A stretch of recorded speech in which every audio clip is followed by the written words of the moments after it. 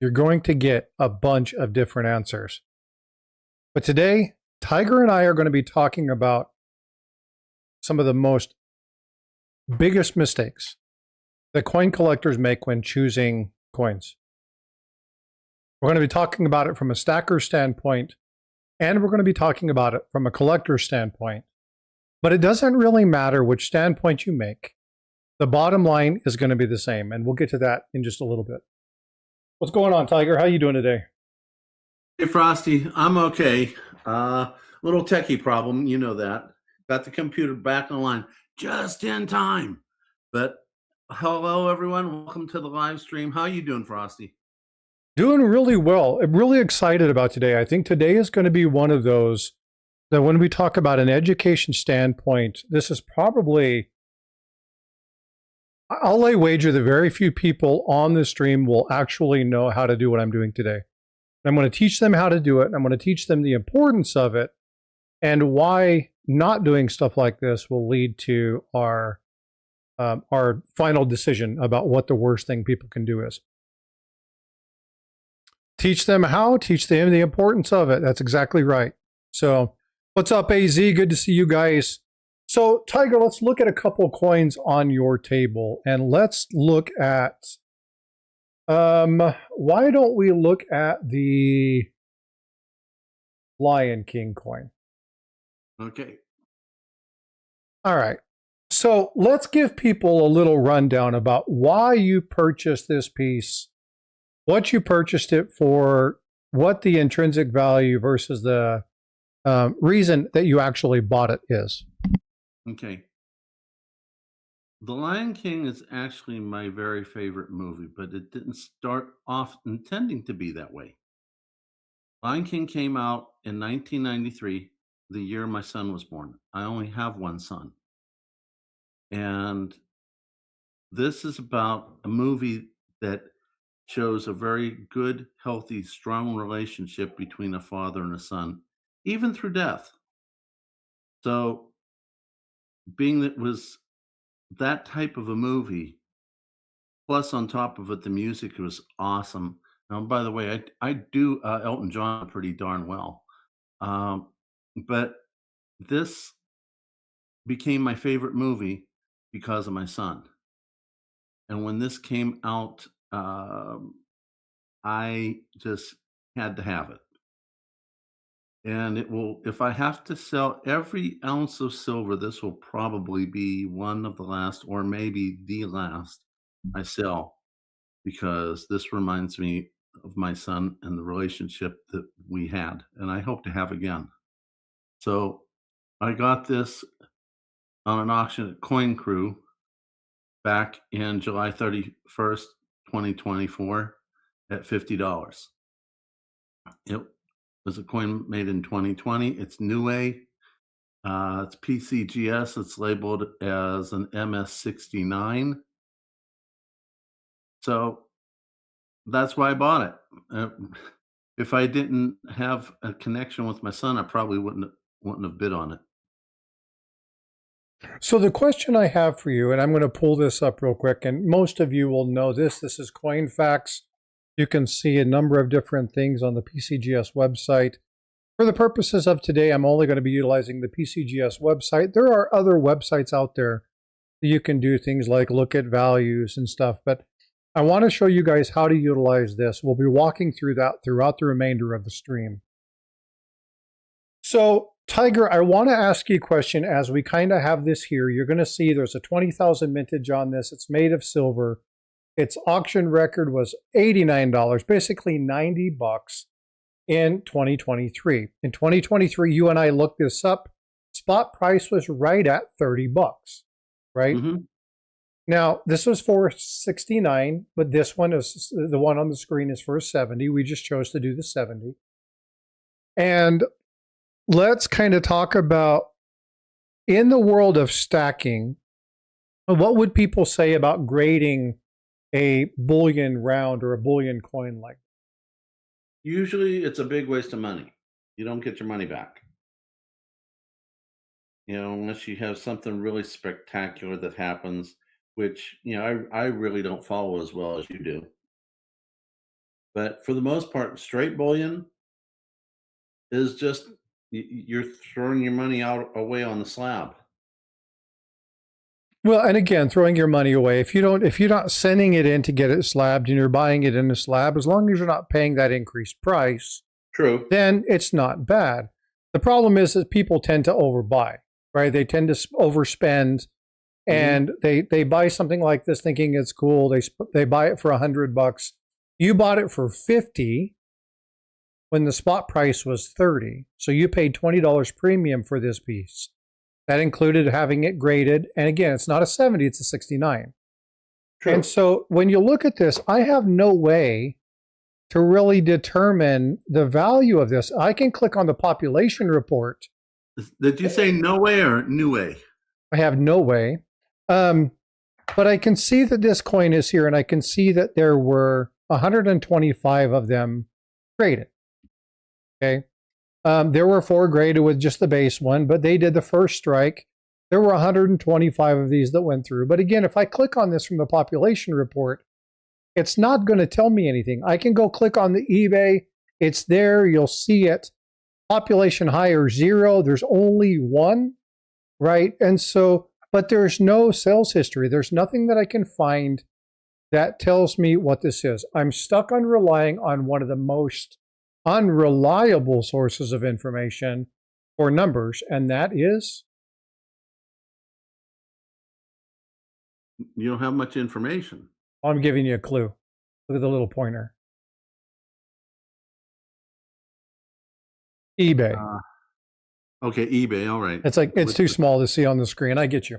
So why is that a problem? Well, because we've seen prices for things go, for fake coins or for coins at whatever, spot price, and then they sell them for $2,500.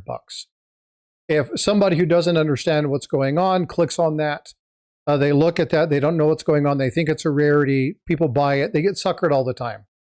So you can't always go with the eBay listings. You have to kind of take out the high and the low, figure out what the median is, and then base it off a price point. You could also go to somewhere like maybe Graysheet and look that up. But when you're coming to PCGS, there's really nothing to tell you what the concurrent value of that price is. And so if you can't find it, then what's it worth? Probably spot, maybe a little bit over if you're lucky. But so right now, if they take that price, it's $89.95. That's a little bit over spot, right? Mm-hmm. And so this is where a lot of people say that these collectible bullion coins and stuff like that, they're definitely a waste. But that's not necessarily the thing that I want to get to. So I want to look at the next coin that you and I talked about. Why don't you pull that one up? Okay. I'm assuming you're talking about this one. Yeah, let's talk a little bit about this coin. Okay. It's a PCGS PR70 DCAM, whatever that means. I just happened to like it at the time. That's why I bought it. Didn't really. I don't think I spent that much money on it. It's a very beautiful coin. Got it from Sassy Susan on June 9th, 2024 at $13. And I just thought it was really pretty. So I just went ahead and got it. No special thing with it, like with the Lion King coin. Proof 70 DCAM, and then the fan you have in the background's making it a little flutter. It's a nice look to it. So let's go ahead and pull. Let's go ahead and pull this back up. This is the coin that we're going to pull up on the PCGS website. Again, this is his certificate. This is the exact coin. And you can come over here to the price guide value and click on this, and this is going to show you a history of this coin. So what has the coin done in the last 5 years? Pretty much nothing.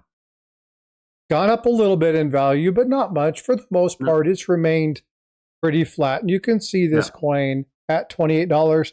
And back when you got it around here, again, you got it for $13.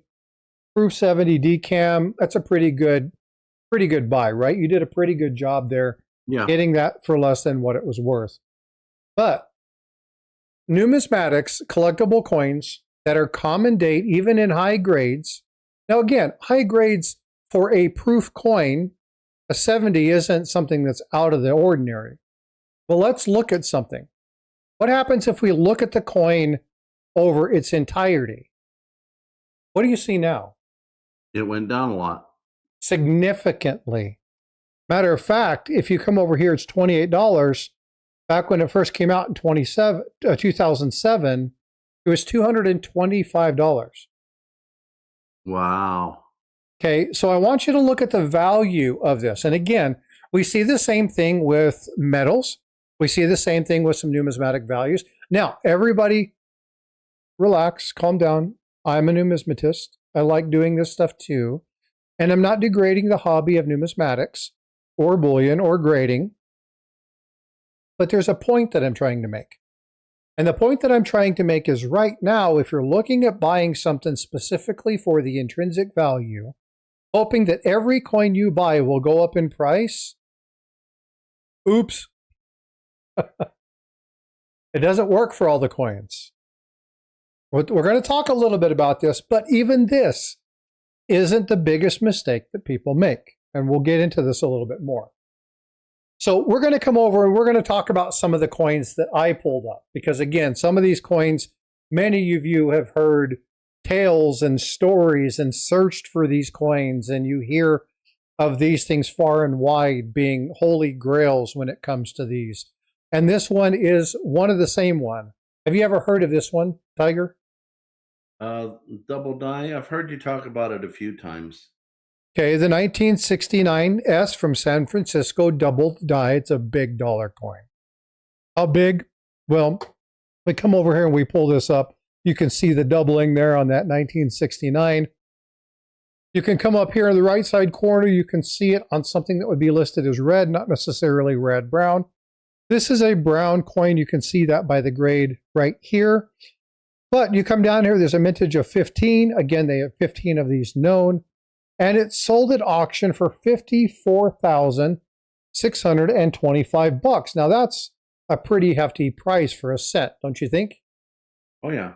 So what do you guys think this coin's history looks like? Do you think that it's gone up in value? Do you think it's gone down in value? Do you think it stayed pretty flat? Well, we're going to show you here in just a second, but I want you guys to enter.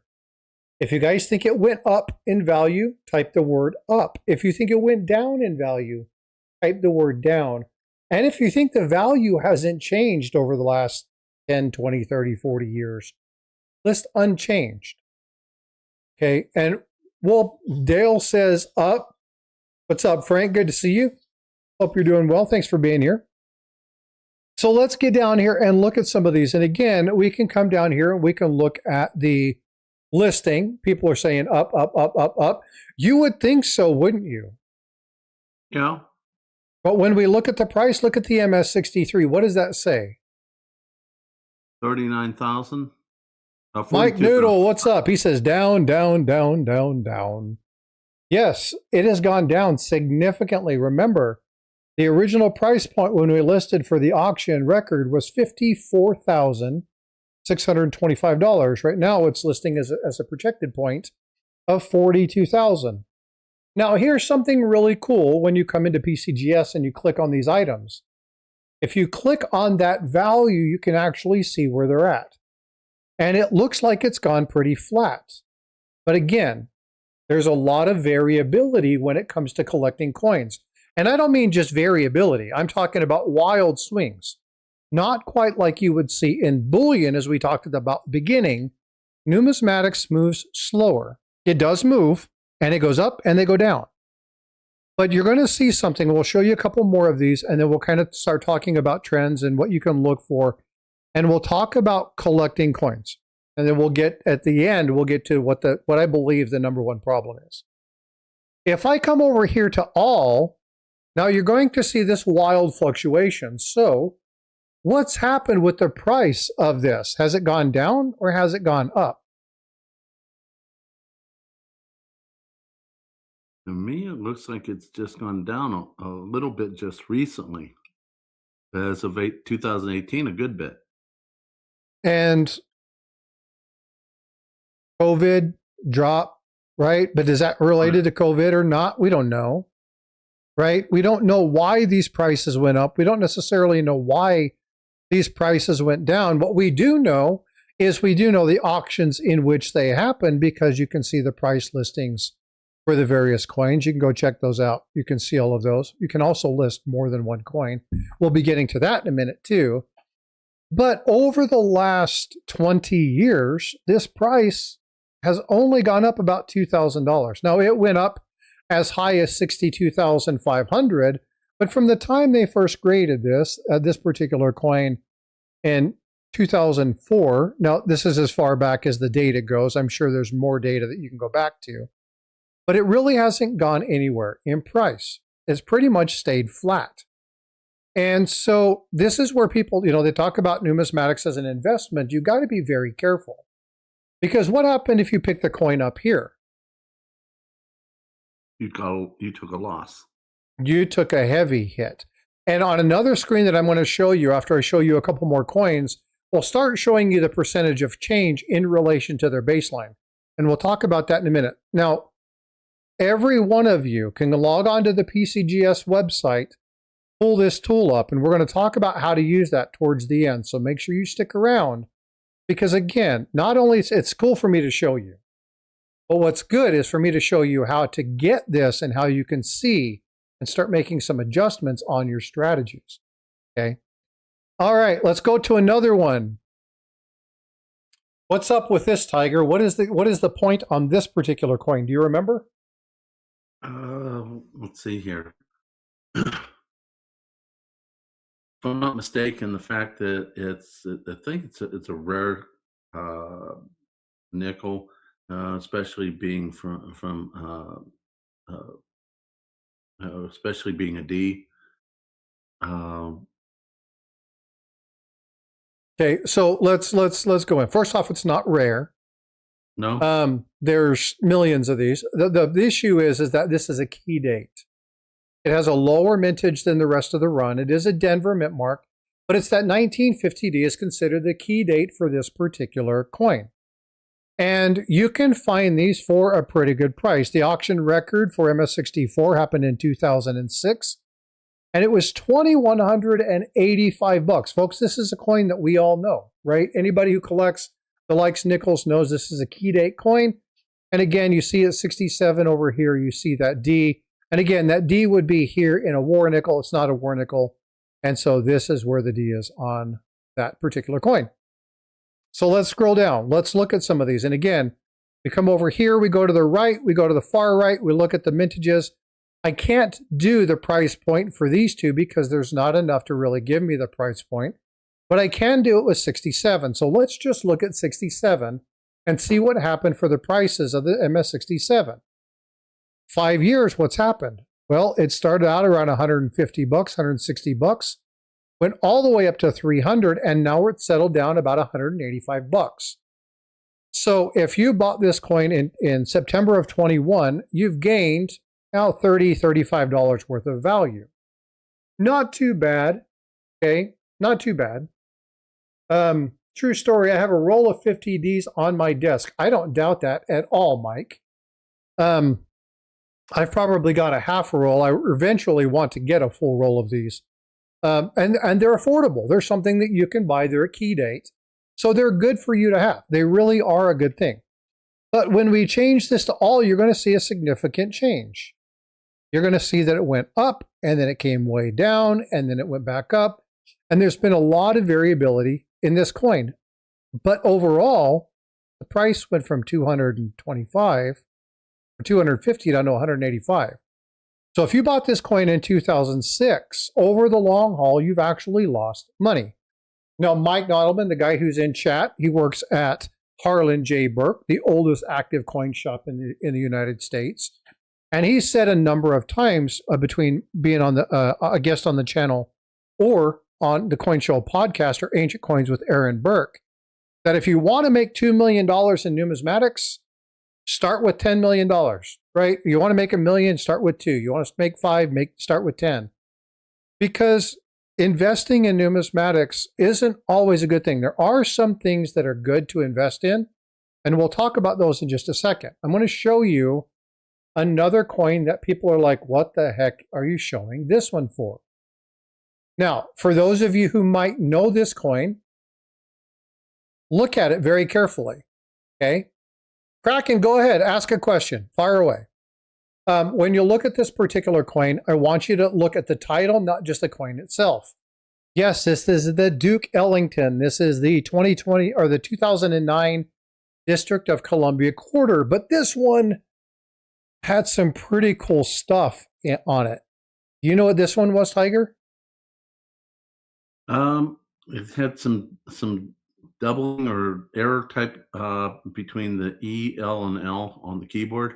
Exactly. That's the double die reverse. This is FS 801, and you can see that beautiful doubling. The reason I like this coin is because they said for a long time, with the way the U.S. Mint was striking coins, this type of doubled die was non-existent, and then it happened. And they've actually classified this as a type 1, which is really cool because it says that this is more than just a single squeeze, which is what they referenced for a long time. This is why knowing what's on a coin can tell you a lot about the process that is happening within the U.S. Mint, why it's good to know the minting process. But when I scroll down here and I look at this, and I can click on this because there's 3, we've got a number here. We're going to look at the value of this one. And what's happened with this coin? It has not moved. It is flat as flat can be. Reminds me of my ex-girlfriend, okay? Sorry, that was probably a little bit inappropriate. Did you date my sister? But look at this. Over the course of the last number of years, look, flat. Now, is it the fact that this hasn't sold in other auctions, or is it the fact that maybe people are holding on to these? What is that? Well, unfortunately, I don't know. There's not enough information, but the coin, according to PCGS, has remained flat. So for an investment strategy, if you were looking at this from that investment standpoint, is this a coin that you would want to invest in? I wouldn't think so. Now, there's only 3 of them, okay? Frank has got a point there. When we talk about rarity or the number of them, there's only 3 graded at that. Doesn't mean there's only 3 of them. There's only 3 graded at this particular grade of MS67. If we go back to that pricing sheet and we go look at the other ones, you'll see there's some in 65, some in 66. And again, you can scroll down and you'll see that there's additional ones graded. So it's not that there's only 3 of these. There's only 3 in that MS67 grade. Now, if you're on PCGS and you want to understand more about populations, come over here, click on this PCGS population. I really like this tool, folks. It really, get familiar with it. It really does help you understand some of the mintages. Now, it's not as good as mintages with like a red book because they're only talking about coins that came through PCGS.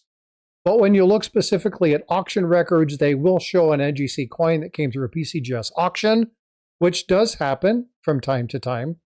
But you can see that FS 801, you can see there were 36 coins graded, and these were the various grades that they captured.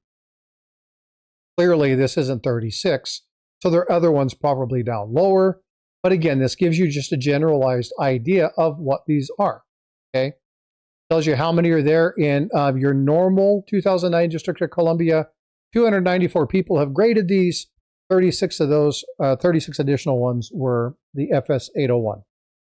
So this is how you'll look at this. So we're going to get into one more coin, and then we're going to start breaking down some of the issue. We're going to start pointing to that question. What is the number one mistake people make when they get into coin collecting? So we're almost at the point where we're going to start breaking this down, okay? 1973. Now, why in the world would I show a 1973 S? Well, for those of you who watch my channel at all, this was a year I was born in. The first coin that I ever got was in 1873, seeded half. This is my birth year coin, and a lot of people like to collect the high grades of their birth year. And again, you look at the strike on this, it's phenomenal. There's a nice, beautiful luster to it. It's a really good looking coin. $2,233. Folks, I want you to pay attention to this number very, very carefully. Okay? Kraken, you need to get a financial investor to answer that question. I can't talk about penny stocks and what's investing. There's financials and stuff that are involved in that. You have to get with a financial person. Wrong advice in that world can cost you every bit of your investment. So find somebody who really understands finances. Don't take that question lightly.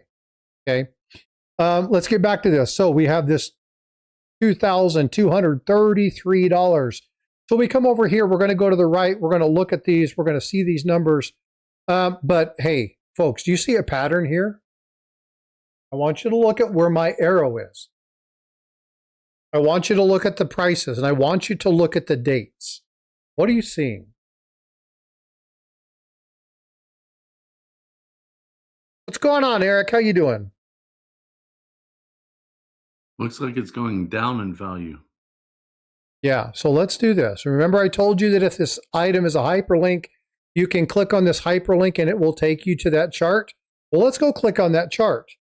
So what did you say that was doing? Looked like it was going down. Oh yeah, but remember, we're only on the 5-year chart. Remember, we have only looked, hey, Kraken, no worries at all, brother. I appreciate you asking a question. It is a really good question, but that's one of those that I can't answer. You need to go find financial advice if you're going to talk about investing in stocks, especially penny stocks, because it can bite you in the ass bad. All right, so let's go to 10-year. Ooh, ouch. Oh, eek. Let's go all. Ooh, ouch. Look at this. What happened if you picked this coin up in 2013? You took a big hit. Oh, you got slammed. You got slammed with this particular coin. And why is that? Well, one of them is because collecting high-end common date coins is a massive, massive problem. And a lot of people send coins in, they get good grades, they think it got a good grade, and therefore it should be valuable. The problem is, and Eric, he comes on the channel all the time, and he shows nickels and pennies. He'll have slabs up there, and what you'll see is this coin that it's like, ooh, that must be variety, it must be expensive, and it's like a $20 coin. It's worth less than the grading fee was. And so this is a common mistake, and it's not the number one, but it leads to the number one. Okay, and that is, remember, when you're looking at coins for investment, we say it all the time, if you want to make $1 million in coins, start with $2 million. Okay? Investing in numismatics is not necessarily the best way to go. Collecting is a good thing. You want to make sure you collect. If you like the coin, collect it. If you enjoy the coin, collect it. But here's what I want you to do right now. Everybody is in chat. I want you to share it out, and I'm going to tell you why. Because I'm going to give you the answer very shortly, and we need as many people in chat to hear it as possible. I think this is going to be some of the best information for you all. And guess what? You probably know it. You just don't know that you do. But it's the number one issue that happens with coin collectors. And I want you to make sure that you put this in chat, make sure you share it, and let's get people in here. Okay, now what I'm going to do is I'm going to go through and show you a comparison. What do you see here?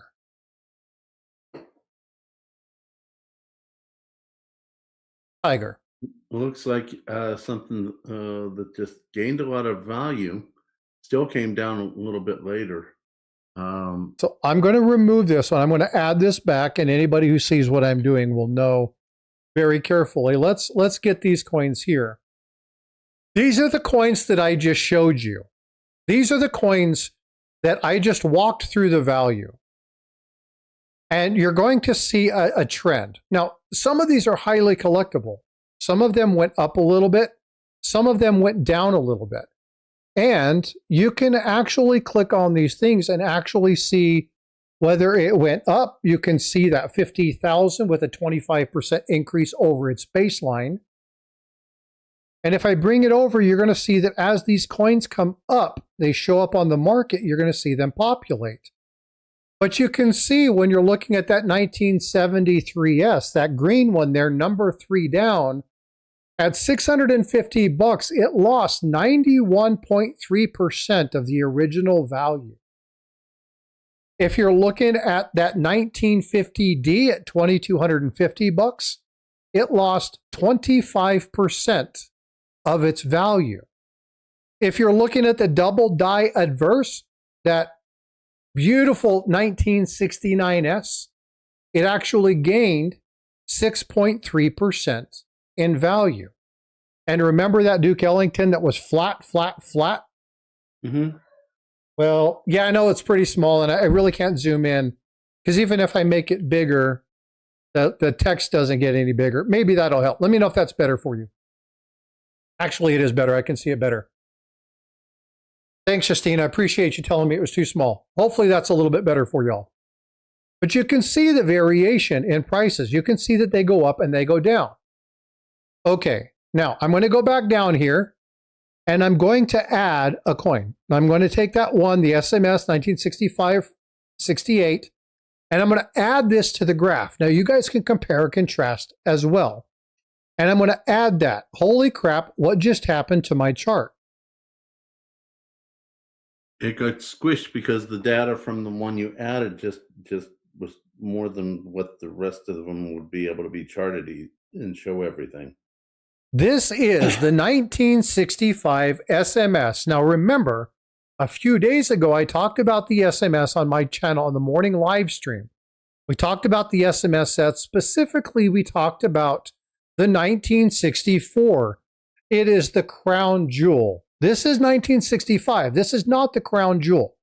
This is the 65 at SP68 grade at $50. And then it went to $350. Then it went to $1,500. Then it went to $7,050 at a value of 3,400% increase. Massive increases. And we look at some of these other ones, we see that in the 2000 to 2010, 2012, numismatics were gaining in value. But we start to see something. We start to see some increases.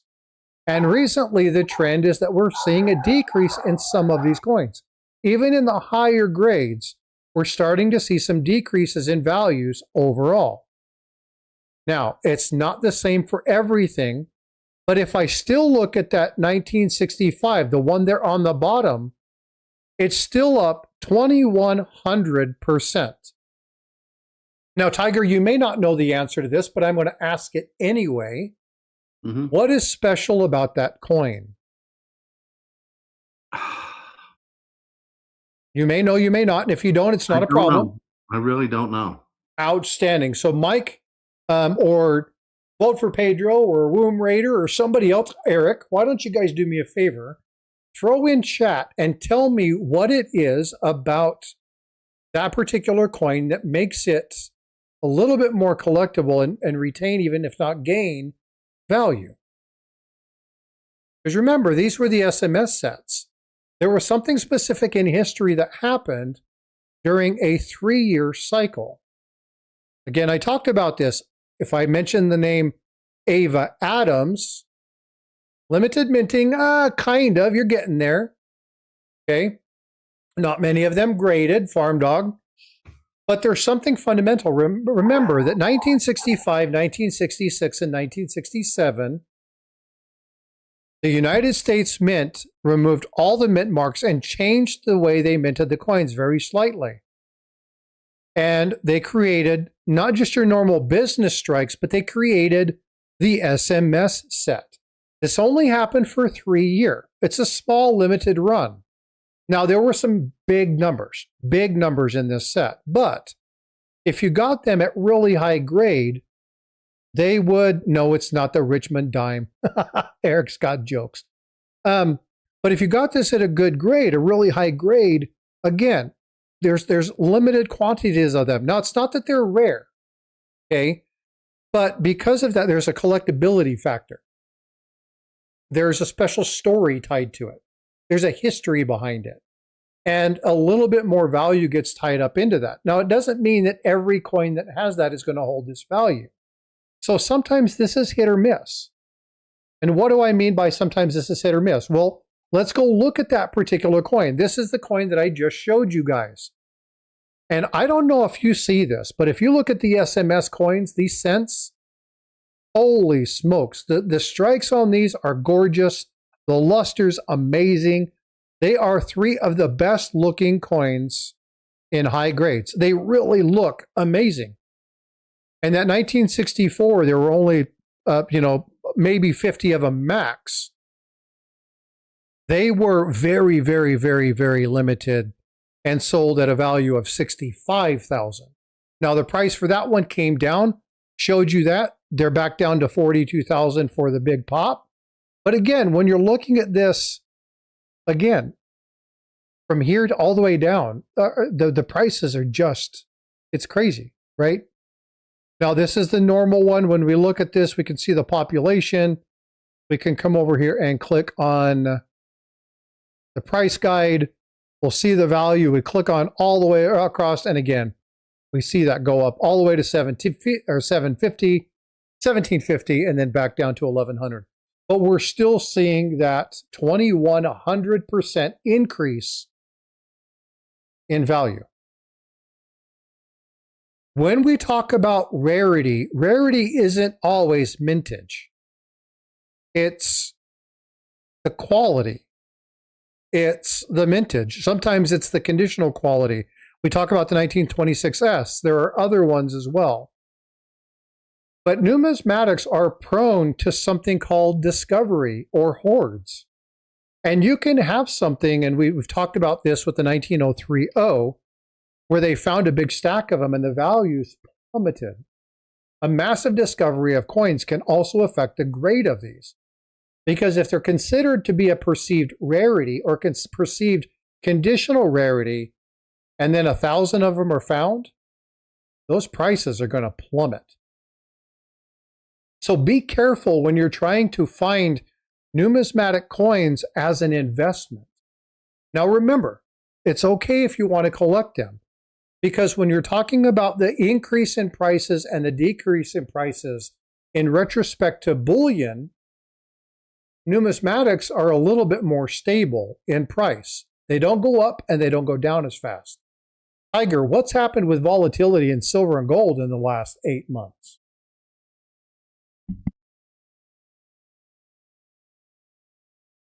You're on mute, by the way. Sorry about that. Muted myself because the wife was feeding the dogs, and I didn't want the guests here to hear all that. Yeah, no worries. So, but you know, they've gone all over the place. They've gone up to 116,000, back down to 70, 80, 90, back up and down. They're bouncing around a lot. Tons of volatility, rapid swings. It's not uncommon for us to see 12, 13, 20, 25% increases in change. The massive, the big one was 35 or 36%.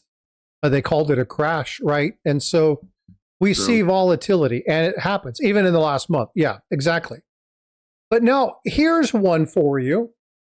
No, I'm glad Eric is in chat. Eric, do me a favor and sound off if you would, because I'd like you to do me a favor. While we're talking about this particular coin, and you and I have talked about this a lot. We've talked about it a lot on the stream. But in 20 years ago, 25 years ago, you got these kinds of coins all the time for a very low amount of money, and then you were able to turn these over.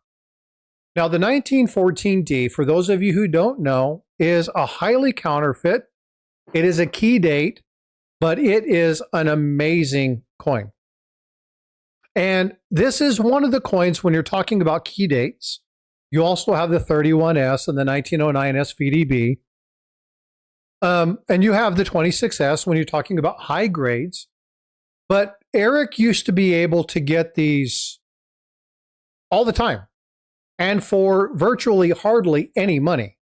Now, they weren't necessarily in MS66. His were probably in AU or XF. But you see this nice, really good looking strike. And again, you see him in red, brown. And when we come down here, you're going to see the auction record of $158,000. The mintage is 1.193 million. And this is a big dollar, big ticket item coin in your higher grades. And when you come down here, you can go through, and again, you can click on these and find out. Now, I want to click on the 66 and look at the price history of this over time. Okay, so now we're starting to get into the point where we're going to start talking about researching the coins, paying attention to what's going on, and looking at things before you buy them. Again, we're going to get to the biggest problem, the biggest mistake that coin collectors make in just a second. In 10 years, and then we go to all. Now, it started around 2025, 2002, when this record shows up. $25,000 went all the way up to 150. Settled back down at an increase of 53. Again, still a massive increase from the people who bought it in 2024. But if you bought this thing in 2008 when the housing market crashed and all of a sudden you've seen your profits blah, blah, blah, blah, blah, dribble down. Now, in the last little while, we've seen the profits of this go back up. But when we look at some of the key date coins that we've talked about, but wait, there's more, exactly. But when we talk about this, we see these in key dates, high grades, true, genuine rarities. Okay, that's where you'll be able to sustain and maintain some value in your coins, but not always. Okay, it's the common day coins. And when we look at the price history with all of the coins put into place, you can see that 14D has pretty much remained stable. And when we look at these, we're going to come over here to 2025, and we're going to look at where the values of some of these are. I want you to look at some of these numbers. Almost every one of these coins are things that you know, and we've talked about today. The Ella Fitzgerald, the District of Columbia, that coin has remained flat. That's the blue line there. It's where the dot is. You go to the one below it, that 1969S double die, down 10% to 45,000. Still a significant amount of money, but somebody lost 10% in that. Remember that 1973S that I showed you, that absolutely beautiful coin from my birth year? Yeah, It lost 79.2%. Yeah, that 50D, where are we at now, Tiger? 1,700. Yeah, how much they lose? Looks like 62.2%. So, folks, you have tools that give you a kind of an idea in the track records. Now, mind you, these are through auctions. Some of these are through Heritage. Some of these are through Stacks and Bowers. Some of these are through eBay. And again, I've told you guys when it comes to eBay, eBay is hit or miss when it comes to auctions. People buy stuff. People, and I say this very loosely, they filter coins through there to artificially raise the prices. We've seen this. We've talked about it. I've done videos on it. It's a common thing.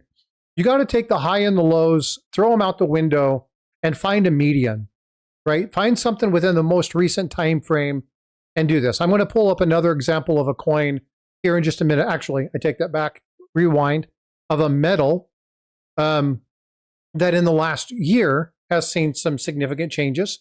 We'll talk about that. But I want you to look at this. And the one coin on here that really, really did well was the 1914D. That saw an 85% growth from the time of the data collection from this PCGS graph. It's one of two coins that has actually seen increases in value. So, Tiger, we talked about a whole bunch of different things. We've talked about pennies, nickels, dimes, bullion. We've talked about double die obverses, double die reverses. We've talked about a lot of different coins. But what did you get out of this? What is, if you were to look at something and say, I think the major thing, the problem is this. What would you say that is? Well, watching all these things with all these charts. By the way, before I say what you're asking me, I want to thank you for showing me and anyone else who's like me who didn't know these charts existed. I want to thank you for that because that's something that I really didn't know about. So thank you. One of the There. things that we have to pay attention to is knowing the resources that we have at our disposal. And if you're Yes. not tracking the resources that you have at your disposal and you're not asking questions, you're leaving yourself in the dark. I want to go back to real quick before you answer that. I want to go back to the question Kraken asked earlier. Penny stocks. I'm down. I don't have a lot of money. It's something cheap. Should I do it? They're very volatile, and you have to do research. You need to know the fundamentals. You need to look at their strategies. You need to look at the technicals. You need to see how much inventory, how much cash they have on hand. And you need to be doing that for your bullion as well. Find places where you get good deals. But let's go ahead and go back to answering that question. So what have you seen here? It comes back to what you were just saying to Kraken. Watching all this, it just means you got to do your research. If you don't Absolutely. do it, you're at risk of losing a lot. Not just with the coins, not just with the penny stocks. It's with anything you're going to put your hard-earned money into. Mining stocks, majors, juniors, royalties, stuff that I really don't know much about, such as S&P 500. The only thing I do outside of bullion is I'll do some mining stocks or some royalty stocks, but I watch that like a hawk, and I'm constantly trying to learn how to interpret it better. So there's lots of ways to learn. One of which is if you're talking about coins, come over to Frostbyte's channel, subscribe, and learn what you need to learn. If you're going to talk about mines and all that, you watch the video interview I had with Rob Keens, and if you like what you see, go subscribe to his channel too. It's really you work hard for your money, protect it. The number one thing a lot of people, well, let me rephrase this. When we were talking about this, a lot of people reached out to me and said, Frosty, I know where you're going with this. You're going to say that buying common date coins are the number one bane to people's existence. And Jeff Garrett has actually said that a number of times. Buying high-grade common date coins is one of the most significant problems that exist in the numismatic hobby. People grading coins, they think they're high grade, they buy high grade, they just don't move in value.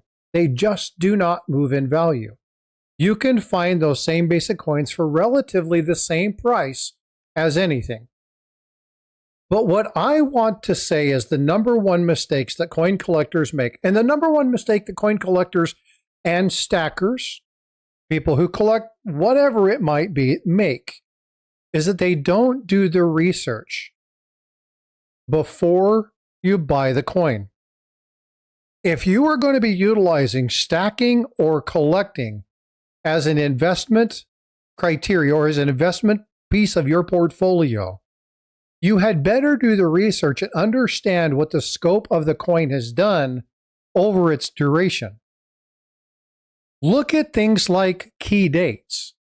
Key dates are huge because they're always going to be a key date until maybe a massive discovery happens. Okay, we talked about that with the 19030, the Morgan dollar, right? $10,000 coin, all of a sudden they find hundreds of them, if not thousands of them, and they go to hundreds of dollars basically overnight. They flooded the market, totally crashed the price. This happens from time to time. Hey, I don't know if you guys know what this is, but do me a favor. If you liked this, hype the video. That helps. I don't know what the hell it does, but anyway, do that, okay? But the number one problem that people make is they don't do the research ahead of time. If you're going to be utilizing anything like numismatics or bullion, research it beforehand. Ask a lot of questions. Know the coin. Buy the coin, not the holder. again, the important thing when we look at this value, when we look at these items, folks, these coins up that I've showed you, the 2009 Ella Fitzgerald, the Dubber die, the 69S, the 73S, the 50D, 65 SMS, the 14D. These are all coins that you have heard about. These are all coins that you know about. But how many of you knew what the history and the price percentage drop was for these coins? How many of you, if you were looking at this, might have thought that the 1969S was the coin that made the most value, when in turn it was the 1914D?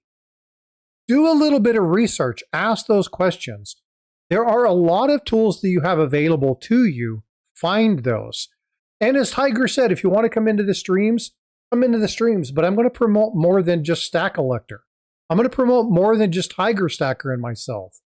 There's a lot of people in the stream right now who are very, very knowledgeable. They're very knowledgeable about different things. Neil, Platinum Palladium, absolutely loves that stuff, loves his osmium, right? There is Eric Beyer, Coin Show Podcast, Mike. There are so many people that are knowledgeable in the community. Tie into the community. Get into a coin show, go to coin shops, ask questions.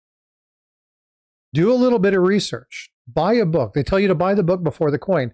But the number one mistake coin collectors and bullion people make is they don't do the research prior to buying the element they buy. They buy off of FOMO. They buy off of what they believe is going to happen.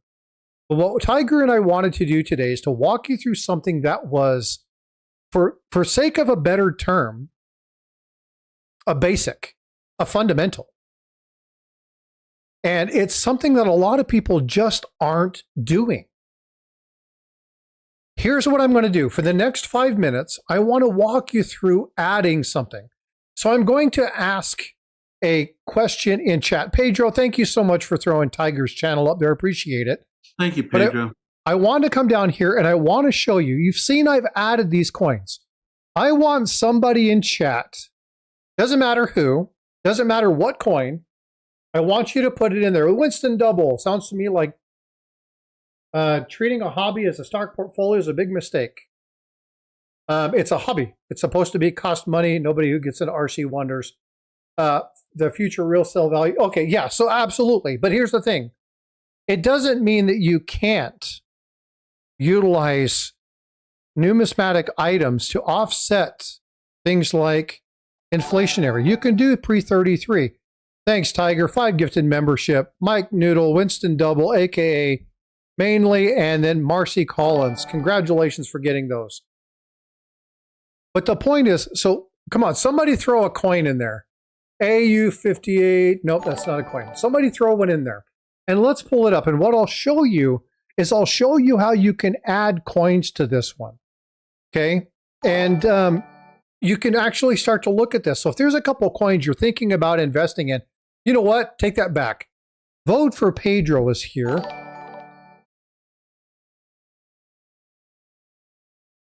The 1921 high relief peace dollar. I'm just going to do this. And we're going to go to MS67. So did you guys see how I did that?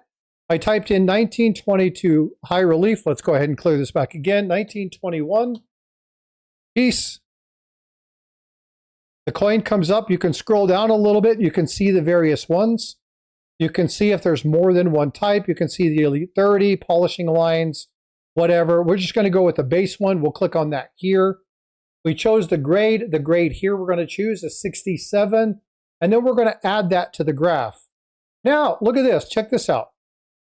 That new line is up here. Now, again, key date coin. So I just showed you guys how you can go through and see what that coin is. So now let's look at the peace dollar. The peace dollar is going to be the one at the very bottom, grade 67. It's up 130% over the life of this data. Okay, if we go to all, we'll bring that back up and we look at the high relief grade and we'll see that these coins, when they come up, you'll see that the various prices, and you'll see that $50,000 there, okay? And you'll see that around 2006. And then you'll see the price shoot and just explode, right? And you see these prices go up. So when you're looking at the value, you can look at what happens in the 5-year, You can see what goes down and what comes up. You can see the peace dollar is doing really well in the 5-year scope. But you can also walk through all, and you can see where they are in relation to some of the other coins. But you can add as many coins as you want here, and you can see how they do. Now, what I would recommend if you're going to do this is to do it by like coins and make sure that those things get put in here. But you have the capability of looking at this. And then once you get this, then go find some of your other resources. Then go to places like Gray Sheet. Go pull out one of your other books. Go to some of these other places that have the numbers there. Check it out. Mike Noodle says to add the 22 no D. 1922 no D Lincoln set.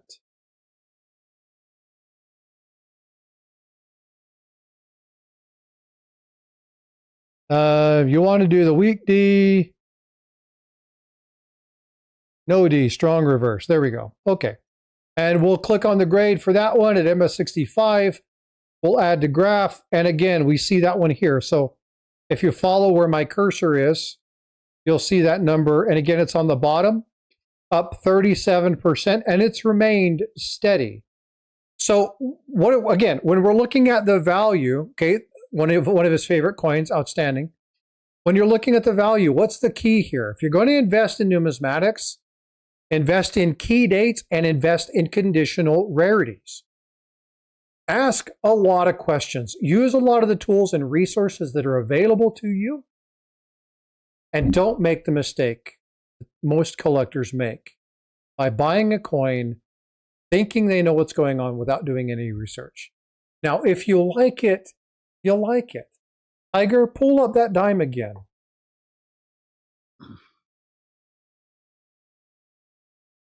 He liked the coin. He got it for 13 bucks. It's a win. Go grab your Lion King coin. This coin reminds him of his son. It reminds him of the relationship between father and son. It has a remembrance of the year his son was born and all these different things and how he viewed his son when his son was a child. There is another level of collectability that comes with the emotional construct. And if you're going to collect a coin based off of your emotional construct, then value really doesn't matter. But if you're doing it for values purposes, and you're doing it to try to make money later on down the life, or something to invest in your family's future, be careful doing it in numismatics. Get your key dates, get your high conditional and your real rarities. And they're going to be expensive, but be careful doing that. Make informed decisions. And Tiger, thanks you again. 5 gifted memberships as well as a $5 super chat. I appreciate you, bud. Thanks for the support. You're welcome. You're welcome. Do you have anything else that you would like to add as we wind down this episode of Stack Collector? Say that one more time. Do you have anything that you'd like to add as we wind down this episode of Stack Collector? Oh, not a whole lot. Do your research, whether it's coins, penny stocks, junior miners, anything like that. Do your research. But this is near and dear to my heart. Frosty and I work very hard to try to bring you good information, good content. And we both would appreciate it if you all would please show a little bit of love, hit the subscribe button, hit the like, leave a comment, hit the bell notification, and doing any and all of that will tell YouTube that you're not a bot and won't take you out. And whether we're doing Stack Collector on Frosty's channel or my channel, if you'd be so kind to share the love and go to the opposite channel, do the same. Because we both want to build. You know, whether I'm doing one on my channel, go to Frosty's. Hit all the things we just talked about. Whether we're doing Frosty's channel, go to mine. We really want to build for all the right reasons, for everyone in the community, so that you all can be protected and you all can build your wealth, especially with these times that are coming up. That's pretty much all I have to say. I appreciate it. You're welcome. Folks, We're surrounded by a bunch of good people. And in a world of financial instability, silver and gold, the bullion prices going up and down, there's a lot of volatility. And you can offset that with some numismatics. You can do pre-33 gold, right? There are ways in which you can hedge some of that. But you got to buy them at the right time, and you got to make sure that you ask a lot of questions. Thatch, thank you for subscribing. I greatly appreciate that. Appreciate you guys coming in, supporting the channel. But I want you to do me a favor. I honestly think that this has been one of the most important Stack Collector episodes that we've had. I'm going to ask you, share it and hype it, okay? Because we can only be as good as the information we have. I want you guys to know that we're going to try and continue to bring people to you that will feed and pour knowledge into you guys. But ultimately, it's a community. It's up to us to make the decisions. Ladies and gentlemen, this is Tiger and Frosty calling you out from Stack Collector saying, have a wonderful night. Be well, be blessed, and we'll see you guys in the streams.